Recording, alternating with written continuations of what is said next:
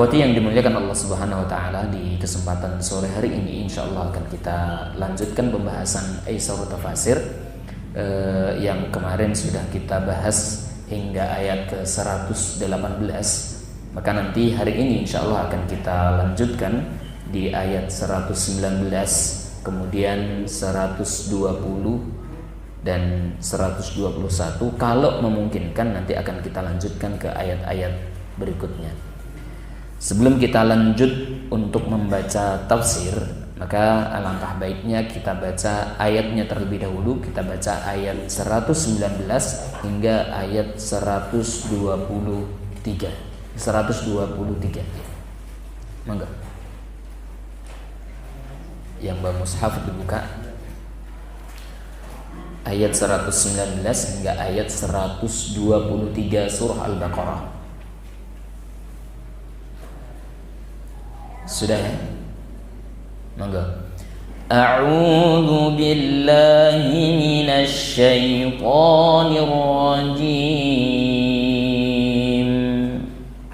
Bismillahirrahmanirrahim.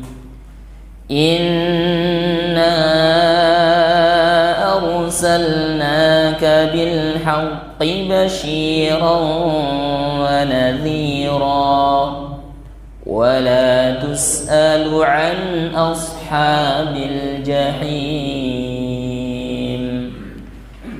ولن ترضى عنك اليهود ولا النصارى حتى تتبع ملتهم قل إن هدى الله هو الهدى ولئن اتبعت أهواءهم بعد الذي جاءك من العلم ما لك من الله من ولي ولا نصير الذين آتيناهم الكتاب يتلونه حق تلاوته أولئك يؤمنون به ومن يكفر به فأولئك هم الخاسرون يا بني إسرائيل اذكروا نعمتي التي أنعمت عليكم وأني فضلتكم على العالمين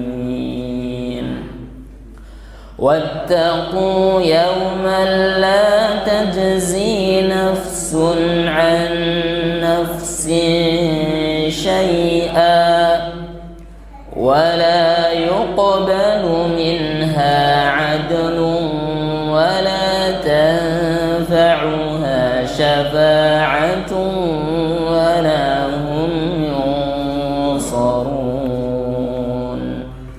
اللهم ارحمنا بالقرآن. Ayat ke-119. A'udzu billahi minasyaitonir rajim. Inna arsalnaka bil haqqi basyiran wa nadhira. Inna, sesungguhnya kami, kata Allah Subhanahu wa taala, arsalnaka, mengutus engkau wahai Muhammad, ya. Mengutus engkau wahai Muhammad bil haqqi. Bil haqqi ini dengan apa? Bil haqqi, ya, dengan kebenaran. Ya.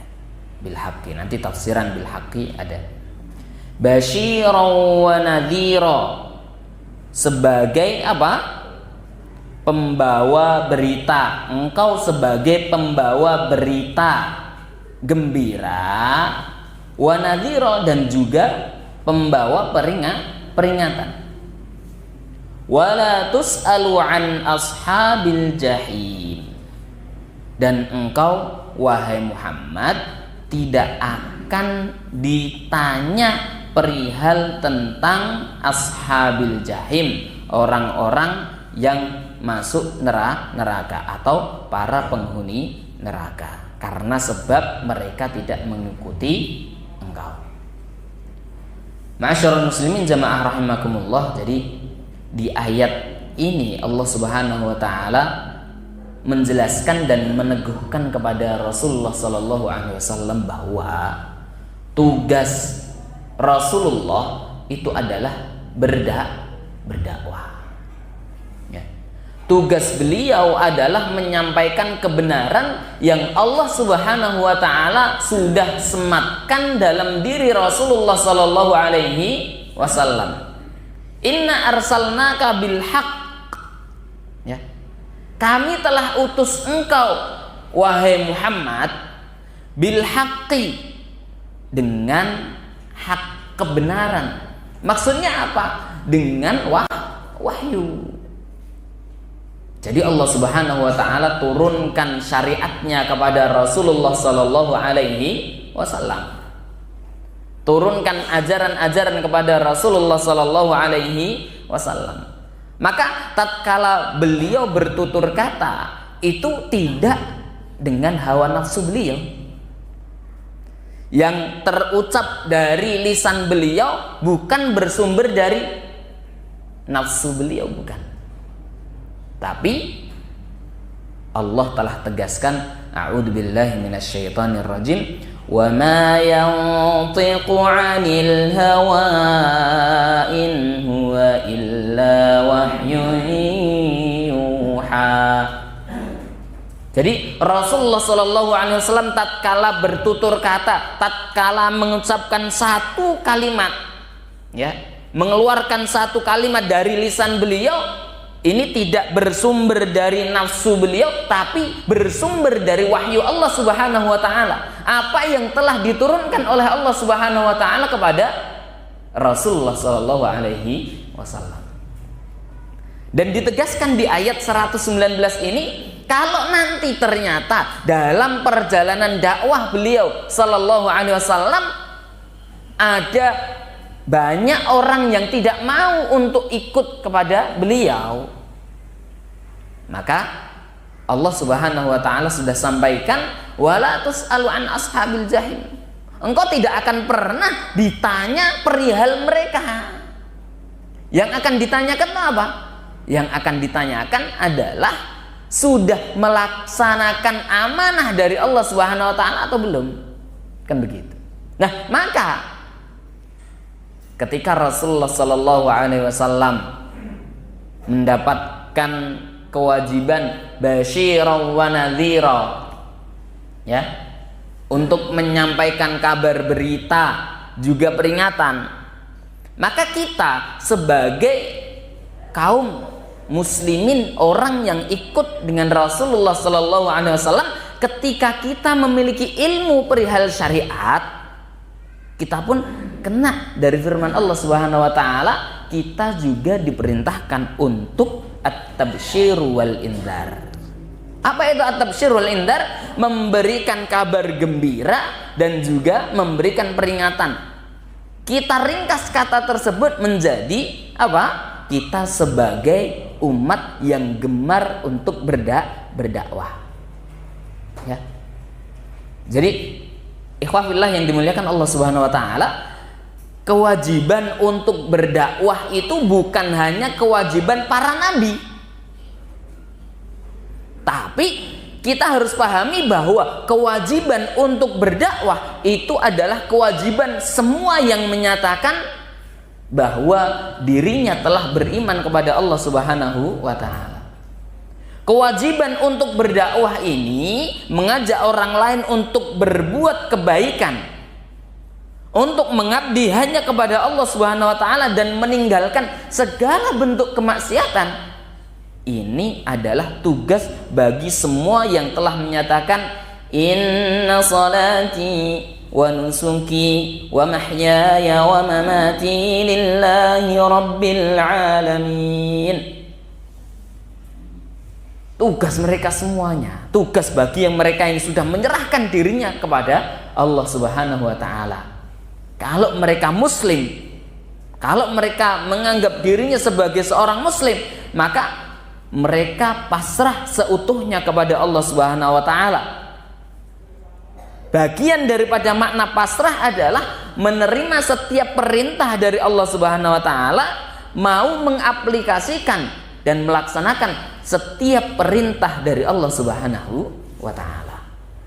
Nah, karena memang Islam itu adalah al-istislam, menyerahkan semua yang ada pada dirinya untuk Allah Subhanahu wa taala. Ikhwati iman yang dimuliakan Allah Subhanahu wa taala, bahkan kalau kita hafal sebuah doa yang telah diajarkan oleh Rasulullah sallallahu alaihi wasallam, Allahumma ya hayyun ya qayyum bi rahmatika astaghits aslih li sya'ni kullaha wa la takilni ila nafsi tarfata ain. Kalau kita paham terhadap doa itu, maka kita akan berpikir bahwa diri kita ini sebenarnya tidak mampu untuk menopang masalah-masalah yang kita hadapi. Bahkan masalah pribadi kita. Kita tidak bisa menguasai diri kita pribadi, diri kita sendiri, ini tidak bisa. Maka Rasulullah ajarkan, Allahumma ya hayy ya qayyum, ya Allah yang maha hidup, ya, aslih li sya'ni kullah, ya, perbaikilah setiap urusan-urusan hamba ya Allah. Kemudian wala takilni ila nafsi tarfata ain.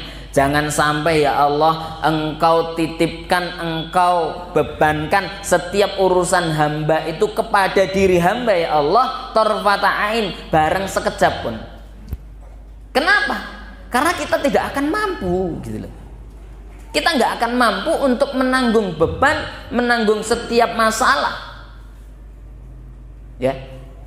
Ketika Allah Subhanahu wa taala sudah memberikan masalah kepada kita, dengan memberikan masalah itu berarti Allah Subhanahu wa taala sedang menguji kita agar supaya kita menjadi hamba yang lebih tinggi derajatnya. Nah, maka kita serahkan itu semuanya kepada Allah.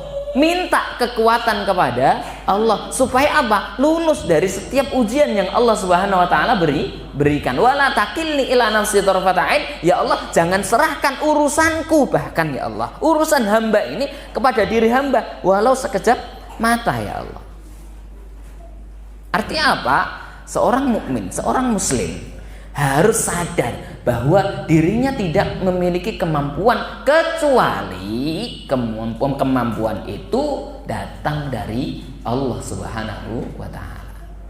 Bahkan Bapak, kalau kita yakin bahwa diri kita memiliki kemampuan, ya, tanpa izin daripada Allah, tanpa restu daripada Allah Subhanahu wa taala, ini diri kita termasuk orang-orang yang sombong. Berapa kali kita punya niatan dan keinginan, tapi niatan dan keinginan tersebut tidak pernah tergapai oleh kita karena memang Allah Subhanahu wa taala belum izinkan itu untuk kita capai. Misalnya kita punya keinginan untuk kita pergi ke suatu tempat, tapi saat itu Allah Subhanahu wa taala belum izinkan kepada kita untuk kita menuju ke sana. Maka apa boleh buat? Ketika itu Allah datangkan satu hal yang menjadi pengganjal dan penghalang untuk kita pergi ke sana. Ya. Karena memang kita ini, ya, tidak punya kuasa apapun. Yang menguasai diri kita hanyalah Allah Subhanahu wa taala.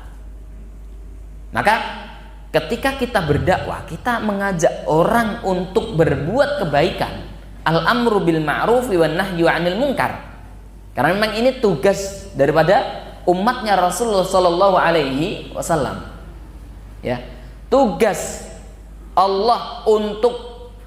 dari Allah untuk umat Rasulullah Sallallahu Alaihi Wasallam adalah mengajak orang lain sebanyak mungkin untuk berbakti, mengabdi kepada Allah. Al-amru bil ma'rufi wan nahyu 'anil munkar. kuntum khayra ummatin ukhrijat lin-nasi ta'muruna bil ma'rufi wa tanhauna 'anil munkar. Allah sudah sebutkan, ya, Allah sudah sebutkan bahwa kita ini umatnya Rasulullah itu adalah umat yang terbaik, yang memang dipilih oleh Allah Subhanahu wa taala, dikeluarkan, dihidupkan di dunia itu untuk al-amru bil ma'ruf wan nahyu 'anil munkar. Menegakkan kebaikan, memberantas kemungkaran. Ikhwati yang dimuliakan Allah Subhanahu wa taala, tapi yang perlu kita yakini bahwa kita tidak akan pernah bisa memberikan hidayah kepada orang lain. Kita hanya sebagai jembatan. Kita hanya sebagai makelar kalau itu perdagangan. Ya. Kita bukan eksekutor. Kita tidak bisa memberikan kamu layak dapat hidayah, kamu layak dapat hidayah, enggak. Oke, kamu sekarang dapat hidayah dan layak masuk surga, enggak bisa. Ya. Maka ikhwatul iman yang dimuliakan Allah Subhanahu wa taala, ketika ada orang ya menjustis dirinya bahwa mereka adalah orang-orang yang sudah dijamin oleh Allah masuk ke dalam surga tanpa bukti real. Yang ada bukti itu siapa? Para sahabat yang sudah dijamin, 10 sahabat yang dijamin masuk surga, dan sahabat-sahabat yang lain yang Rasulullah SAW sudah tetapkan nama mereka. Kalau orang sepeninggal mereka, apalagi orang yang hidup di akhir zaman menetapkan dirinya, aku adalah ahli surga, maka ini pernyataan yang sesat. Ya. Apa buktinya engkau menjadi ahli surga? Apa jaminannya engkau menjadi ahli surga? Ini belum ada. Karena memang kita tidak akan mengetahui akhir masa dan akhir hayat kita ini berujung semacam apa. Kondisi daripada akhir hayat kita ini bagaimana, itu kan kita tidak akan pernah mengetahui. Itu hal yang gaib. Yang kita minta kepada Allah Subhanahu wa taala adalah agar supaya Allah Subhanahu wa taala menutup usia kita dengan husnul khotimah. Allahumma inna nas'aluka husnal khotimah wa na'udzubika min su'il khotimah. Itu permohonan kita kepada Allah Subhanahu wa taala. Setiap hari, setiap saat, setiap Anda sujud menghadap Allah Subhanahu wa taala, baca doa. Mohon kepada Allah agar supaya Allah Subhanahu wa taala jadikan diri kita, akhiri hidup kita dengan untaian kalimat tauhid, sehingga Allah Subhanahu wa taala masukkan diri kita dalam deretan orang-orang yang dipilih Allah sebagai husnul khotimah. Itu adalah keinginan kita semuanya. Tidak ada orang yang ingin meninggalnya dengan su'ul khotimah. Ini enggak ada. Begitu. Ikhwatul iman yang dimuliakan Allah Subhanahu wa taala. Maka sekali lagi yang harus kita pahami dari perjalanan perjuangan kita, perjalanan dakwah kita, karena dakwah merupakan perjuangan, ya. Maka kita tidak akan pernah ditanya oleh Allah Subhanahu wa taala perihal hidayah orang lain. Ya. Kenapa orang ini belum mendapatkan hidayah? Ini kita tidak akan pernah ditanya oleh Allah Subhanahu wa taala. Tapi pertanyaannya adalah, sudah ataukah belum kita menyampaikan risalah dari Rasulullah sallallahu alaihi wasallam? Sudahkah kita menyampaikan kebenaran di hadapan mereka, orang-orang yang disiksa oleh Allah Subhanahu wa taala dalam neraka itu? Begitu.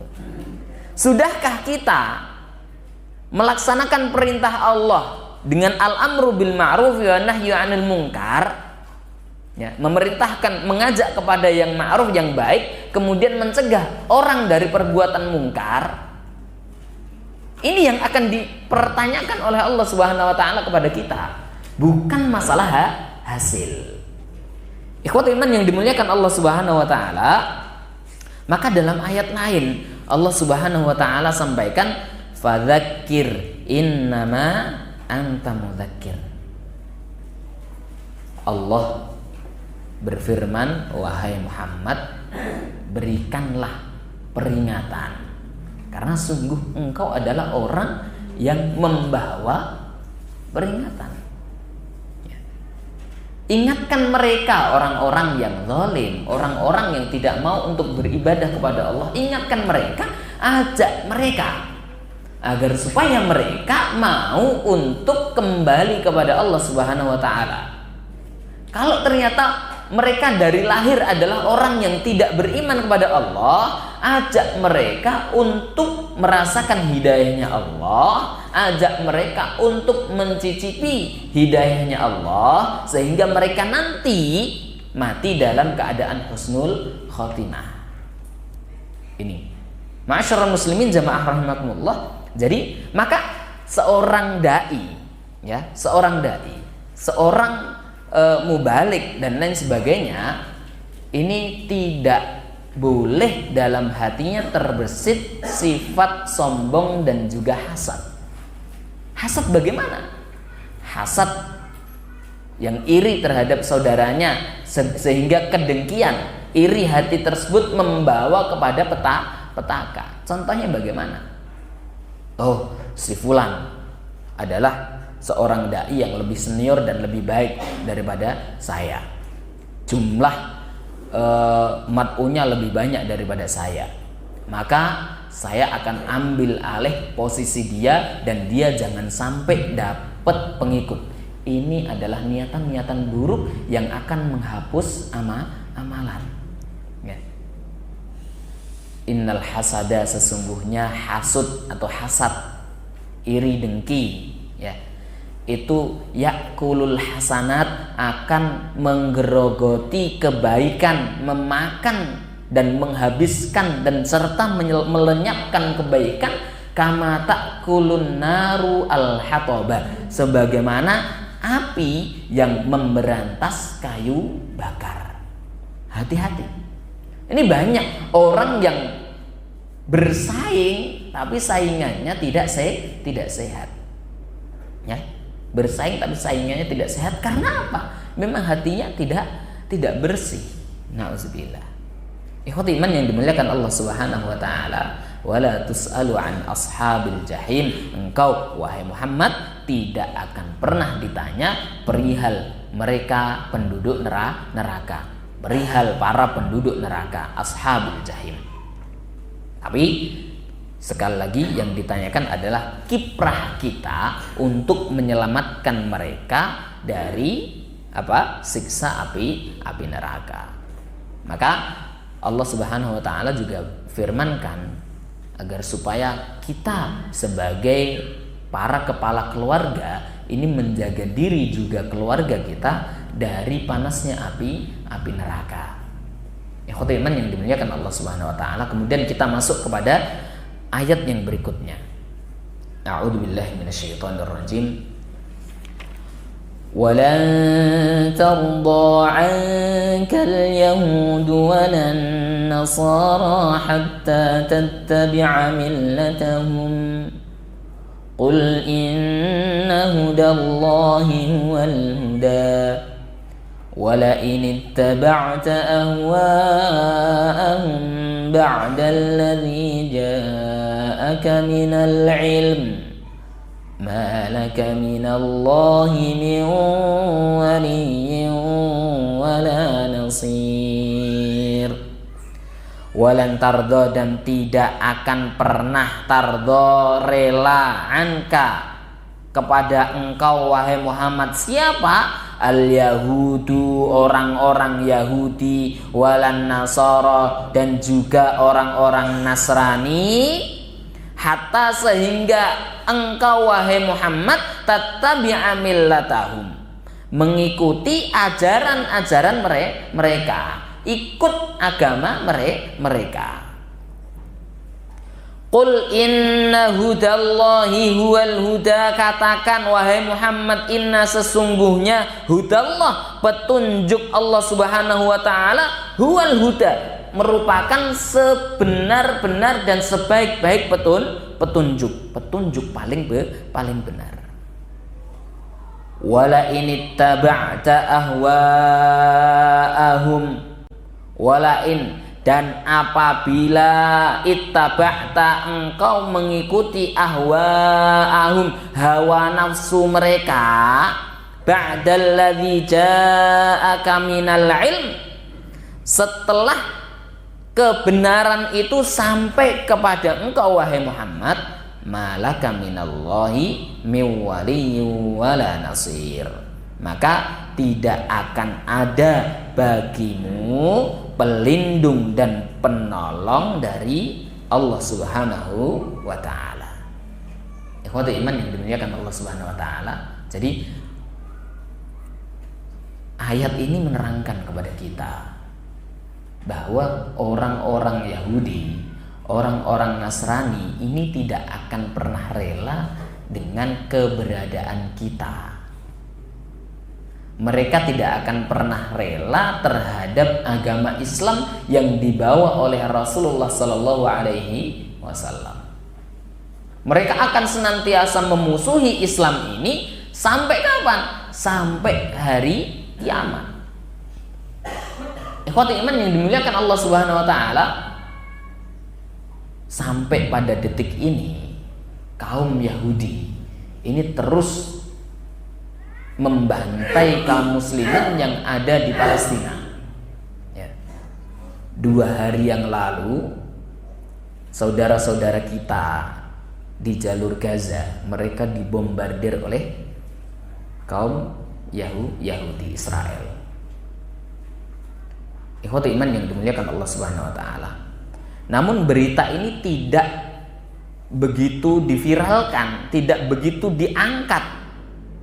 Berita ini kalah dan tertutup dengan hebohnya berita Sambo. Ya, jenengan sudah baca beritanya Sambo, Pak? Sudah belum? Nah, polisi ya, mateni. Itu pengakuan pertama terjadi baku tembak, tapi ternyata tidak. Ya. Memang benar-benar dieksekusi. Ya, tanggal 8 kemarin. Tanggal 8 nggih?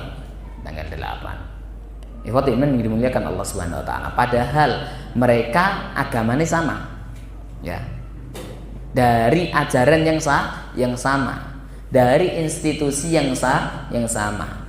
Ya. Tapi karena ada masalah dunia, maka Allah Subhanahu wa taala cerai beraikan mereka. Ya. Kalau kita pengen hati kita itu tenang, ya, semua urusan kita pasrahkan pada Allah Subhanahu wa taala, nanti akan tenang kehidupan kita. Kalau kita baca hadis riwayat Imam At-Tirmidzi dari sahabat Anas bin Malik radhiyallahu taala anhu, ya, bahwa Rasulullah Sallallahu Alaihi Wasallam menyampaikan, man kanatil akhiratu hammahu, siapa yang kehidupan akhirat merupakan tujuan dan prioritas utamanya, maka jama'allahu lahu syamlahu, maka Allah Subhanahu wa taala akan rapikan setiap urusan mereka, ya, dan mereka akan diberikan ketenangan jiwa oleh Allah Subhanahu wa taala, ya, akan diberikan ketenangan jiwa. Kemudian rasa cukup itu akan Allah Subhanahu wa taala sematkan dalam hati mereka, orang yang tadi itu man kanatil akhiratu hammahu, yang menjadi prioritas utama ketika kita memprioritaskan kehidupan kita ini untuk akhirat. Pokoknya kerja kita ini untuk menggapai keridhaan Allah, berangkatnya kita ke majelis taklim ini untuk menggapai keridhaannya Allah, ya. Aktivitas kita seluruhnya ini supaya kita mendapatkan keridhaan daripada Allah Subhanahu wa taala, mendapatkan apresiasi, bukan apresiasi dari mata manusia, tapi apresiasi dari Allah Subhanahu wa taala. Maka Ja'alallahu ghinahu fi qalbi. Allah akan berikan kecukupan itu senantiasa ada dalam dirinya, dalam hatinya. Enak banget Pak, Masya Allah. Allah berikan rezeki sedikit ya ditompo. Banyak ya ditompo. Sedikit dia ridho, banyak apa meneh. Nggih. Nek sing pilih sithik napa pilih kathah jenengan? Pilih oke. Nah, oke tur berkah. Wis pokoke sepakat kabeh lah, nggih. Nek sing ra sepakat mantuk wae. Lho mosok kei rezeki oke karo sithik, pilih sithik. Padha-padha berkah lho niku. Pilih oke tur berkah. Ngoten. Ikhwati iman yang dimuliakan Allah Subhanahu wa taala. Tapi kalau urusan yang kita kedepankan, target utama ya, motivasi utama kita adalah dunia, wis Allah Subhanahu wa taala akan jadikan kemiskinan itu senantiasa menggelayuti kelopak matanya. Ja'alallahu faqrahu baina ainaihi. Allah akan takut-takuti mereka dengan kefakiran yang senantiasa membayangi mata mereka. Wis terbayang-bayang oleh kemiskinan dan kefakiran. Ya. Kelong sithik ya, dijaluk pengemis sithik, jaluk sumbangan sithik wis bingung. Padahal nggur sithik. Nggih. Masyaallah. Ikhwati iman yang dimuliakan Allah Subhanahu wa taala. Ketika niatan kita dari seluruh aktivitas kita itu adalah dunia, maka Allah Subhanahu wa taala akan farraqallahu alaihi syamla. Allah akan cerai beraikan urusan-urusan mereka. Ya. Hati ini enggak bakalan tenang. Masalah setiap kali datang masalah mereka ngeluh, ya kan? Kemudian masalah itu senantiasa menghimpit kehidupan mereka. Jamaah rahimakumullah, sebenarnya kita hidup itu tidak akan pernah lepas dari berbagai masalah. Semakin hari masalah kita akan semakin tambah. Tapi ketika kita ya sudah niatkan setiap urusan kita itu untuk Allah Subhanahu wa taala, kita pasrahkan hidup kita itu untuk Allah Subhanahu wa taala, maka Allah Subhanahu wa taala akan berikan solusi-solusi kehidupan. Ya. Allah akan tuntun jalan pikiran kita untuk menembus pintu solusi. Orang malah ruwet nang kene kaya benang bulat. Wis ngomong karo rakyate ruwet ae. Nggih. Ini enggak bisa. Ketika niatan kita sampai kalau kita kerja sebagai misalnya jenengan ada lurah ada yang jadi lurah, calon ya Pak Bardi calon camat kita ya, lurah camat ya, itu nanti nek jenengan tidak ikhlaskan kerjanin jenengan untuk Allah Subhanahu wa taala, untuk menggapai keridhaannya Allah akan tambah permasalahan. Wis rakyatin jenengan oke sing ruwet, pikiranin jenengan tambah ruwet. Tapi nek jenengan itu niatkan semua urusan Anda itu untuk menggapai keridhaan Allah. Dadi camat yo itu jadikan kesempatan dan juga jembatan untuk menggapai keridhaannya Allah. Apalagi jenengan muga-muga ada yang jadi presiden besok.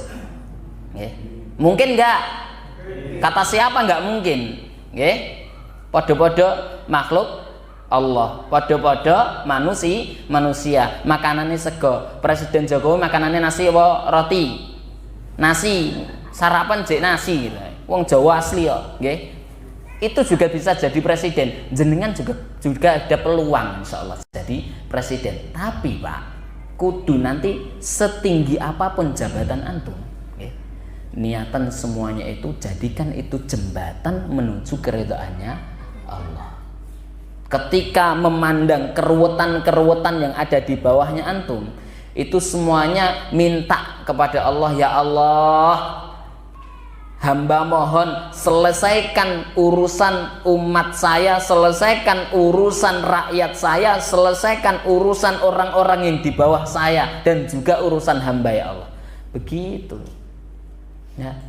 Nanti semuanya serahkan kepada Allah Subhanahu wa taala. Memang karena memang kita ini hamba yang enggak mampu kecuali dimampukan oleh Allah Subhanahu wa taala. Ya. Ikhwatul iman yang dimuliakan Allah Subhanahu wa taala. Jadi semuanya itu kehendaknya Allah. Nah, orang-orang Nasrani, orang-orang Yahudi ini enggak akan pernah rela kita ini menjalankan ibadah kita dengan baik. Ya. Mereka tidak akan pernah rela kita menambah wawasan keislaman kita. Nggak akan pernah rela. Mesti akan direcoki. Nanti.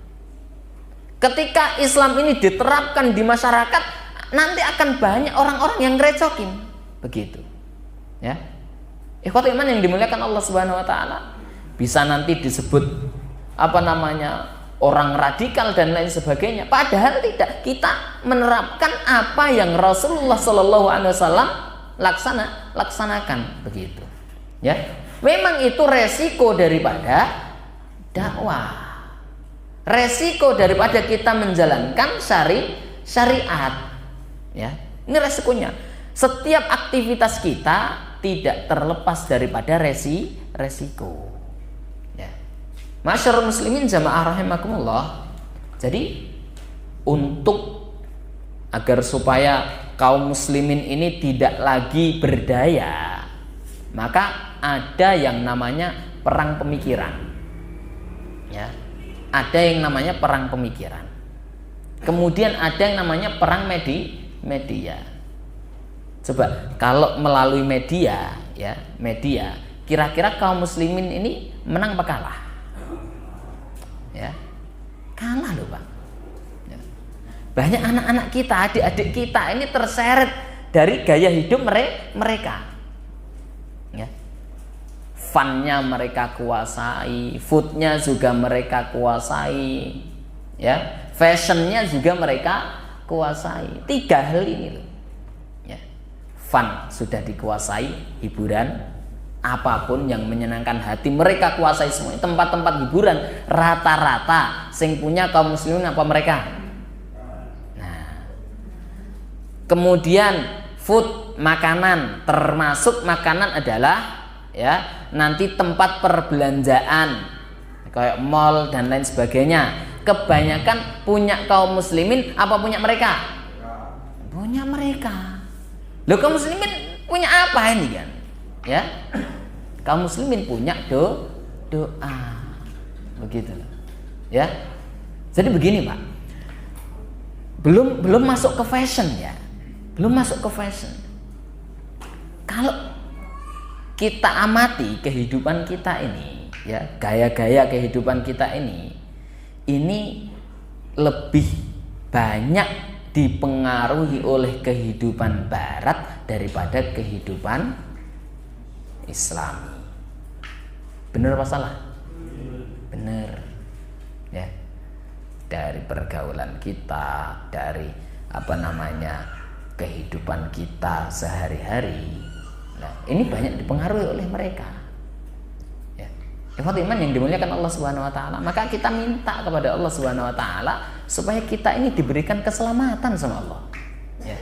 Diberikan keselamatan, dibimbing sama Allah. Karena apa?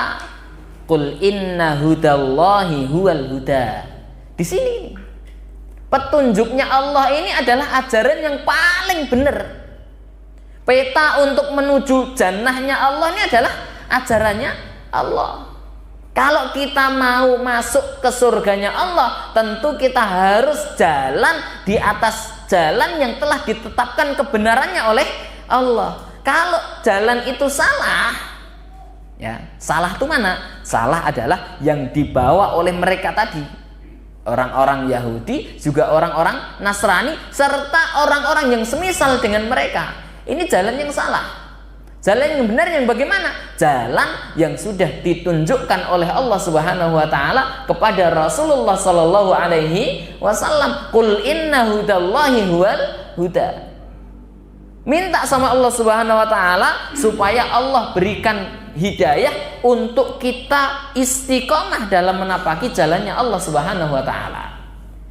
Nah, ketika kita nanti istiqomah dalam menapaki jalannya Allah, tentu di sana ada rintangan dan hambatan, Pak. Dan itu hal yang biasa, lumrah. Biasa jenengan lewat jalan itu ada gerun jalan, kadang yang jeglong, itu kebiasa tuh Pak. Ya, itu kan rintangan. Namanya awak kadang banin jenengan yo bocor harus mandek. Itu hal yang lumrah dalam perjalanan kita berjuang menuju Allah Subhanahu wa taala juga semacam itu. Kadang bane yo bocor, kadang yo kejeglong, kadang yo kudu servis. Ya, sama begitu. Memang itu ujian dalam kehidupan. Cuma kita kuat enggak menanggung ujian itu gitu. Maka ketika kita merasa bahwa diri kita tidak kuat, maka minta kekuatan kepada Allah. Ya Allah, tunjukkan kepadaku jalan yang Engkau ridha. Ihdinas siratal mustaqim. Ya Allah, tunjukkan kepada hamba jalan Engkau yang lurus. Sehingga apa? Sehingga nanti ujungnya adalah kita diberikan tempat bersama orang-orang yang Allah Subhanahu wa taala berikan kepada mereka nikmat. Siapa mereka? Minan nabiyyin was-siddiqin wasyuhada was-salihin wa hasuna ulaika rafiqa. Mereka adalah golongan para nabi, golongan orang-orang yang siddiq, benar-benar menjalankan perintah Allah dan Rasulullah sallallahu alaihi wasallam. Syuhada, orang-orang yang mati syahid, mati di jalan Allah. Solihin, orang-orang soleh. Ini jalan yang benar. Nah, tapi sekali lagi musuh yang memusuhi jalan yang benar itu sangat banyak. Karena memang disebutkan oleh Allah Subhanahu wa taala, mereka orang-orang Yahudi, orang-orang Nasrani adalah para pengikut hawa nafsu. Dalilnya apa? Wala ini taba'ta ahwa'ahum. Kalau engkau ngikuti hawa nafsu mereka, berarti kan orang-orang Yahudi dan juga orang-orang Nasrani, mereka adalah para pengikut hawa nafsu. Jangan sampai kita kalah dengan nafsu kita dan juga nafsu mereka. Kita mohon kepada Allah Subhanahu wa taala kekuatan agar supaya Allah Subhanahu wa taala berikan kesempatan untuk istiqomah sampai akhir hayat kita.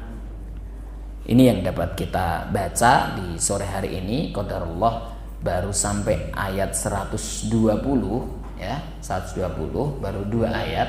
Mudah-mudahan ini cepat selesai. Padahal saya tidak menyampaikan tafsir yang lain, cuma saya ambilkan sengaja dari Aisarut Tafasir tadi, karena memang ini penjelasannya juga cukup lumayan ya, maka ini kita cukupkan sampai di ayat 120. Nanti insya Allah di bulan depan kita lanjutkan ayat 121 dan sampai seterusnya insya Allah. Aku qouli hada astaghfirullah li wa lakum wa lisairil muslimin min kulli dhanbin astaghfirullahal azim walhamdulillahi rabbil alamin. Wassalamualaikum warahmatullahi wabarakatuh.